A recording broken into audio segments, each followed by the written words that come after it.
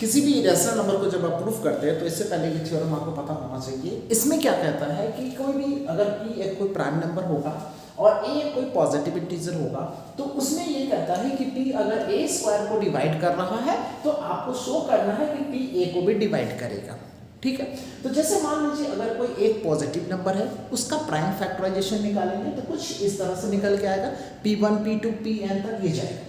ठीक है, अब यहाँ पे क्या है, ये क्या है, इसका प्राइम नंबर है, ये सब क्या है, इसके प्राइम फैक्टर्स है, p1 p2 p2। जैसे अगर 10 है तो 10 का प्राइम फैक्टर 2 × 5 ऐसे लिख सकते हैं, इस तरह का ये सब प्राइम से।